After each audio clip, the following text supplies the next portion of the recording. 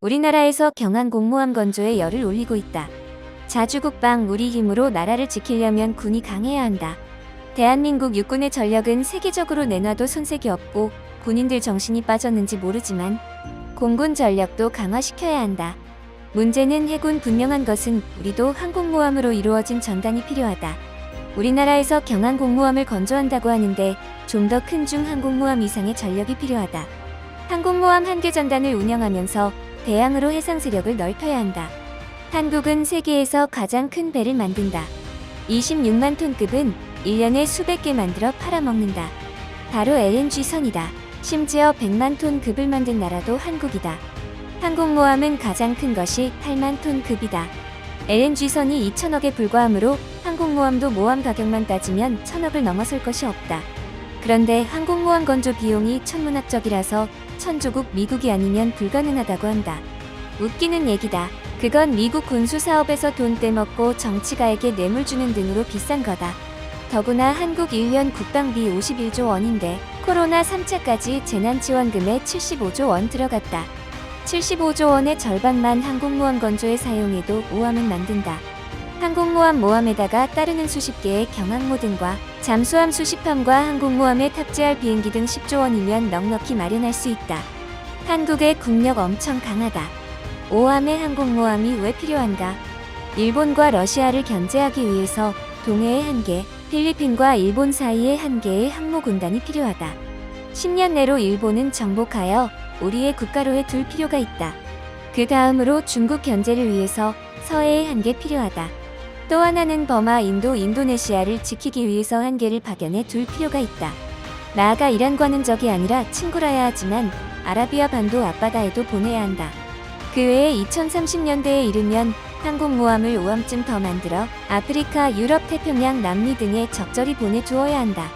그러므로 KF-X 비행기는 100여 대가 아니라 적어도 2천여 대가 필요하며 3에서 4만 톤급은 중형 항모도 앞으로 1000여 함이 더 있어야 하고 원자력 추진 잠수함도 2000여 함이 더 필요하다. 이 항공모함은 한국을 지키는 구실을 한다. 중국이 착각하여 한국을 때릴 때 전 세계에 널려있던 항공모함에서 중국의 군사기지를 폭격해버리는 거다. 말하자면 러시아 태평양에서 인도양에서 아프리카에서 지중해에서 대서양에서 남미에서 하와이에서 중국으로 극초음속 미사일이 날아가서 중국의 군사시설을 폭격해버리는 거다. 중국이 까불면 진시황 이전 시대로 되돌려버리는 거다. 참, 내 말은 빗나간 적이 없는데 말이다. 미국이 천조국이 아니라 대한민국이 천조국이 되는 거다. 때마침 영국에서 한국의 항공모함 기술 이전한다고 한다. 이참에 제대로 계획을 세울 일이다. 최신식 항공모함을 만들고 미국보다 크게 만들 필요가 있다. 7만 톤이 아니라 10만 톤급 또는 20만 톤급으로 그야말로 바다의 요새가 되어야 한다. 미국이 10,000톤 항모를 만들 때 7만 톤 이상의 배를 못 만들 때였다. 지금 한국은 26만 톤 배를 만든다. 20만 톤 항모를 못 만들 리 없다. LNG선은 가장 표준이 되는 17만 4천급 기준으로 리역불은 받아야 조선소에 1천만 불 정도 마진이 생긴다고 한다. 그렇다면 20만 톤 급도 거의 같은 건조 비용이 들거나 2배라고 치면 4억 불이다. 이외에 KF-X급의 비행기 100대면 얼마일까? FA-35RL 40대에 70억 달러 이상의 비용이 든다고 한다. 이는 구입에 드는 비용이고 우리가 만든다면 FA-35기 같은 기종의 KF-X기를 100대를 탑재해도 10억 달러 이하일 것이다. 왜 우리가 만드니까? 미사일 탑재 비용도 10억 불이라 치면 20만 톤급 항모에 건조와 무장화에 드는 비용도 30억 달러 정도이다. 이는 3조 원이다. 20만 톤급 항모 10개에 30조 원이다.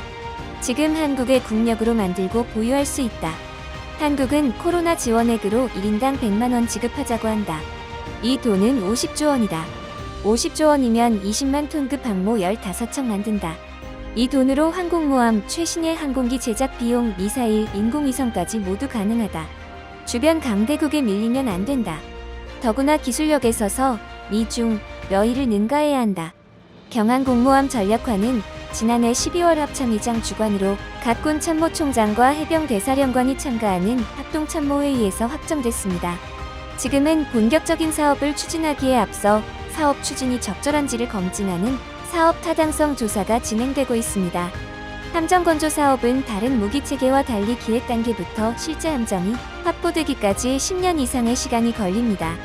경항모 시리즈 마지막 편에서는 경항공모함 확보와 건조 절차에 대해 알아보겠습니다.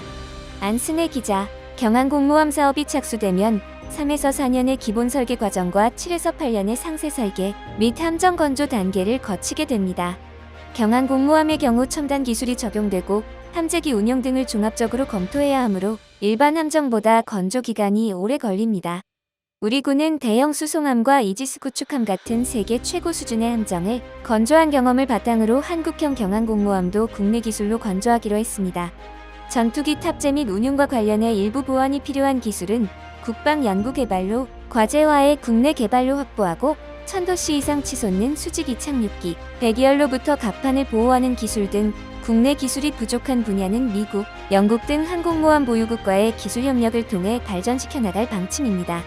우리 군은 경항공모함 건조 비용을 2조 263억 원 정도로 추산하고 있습니다.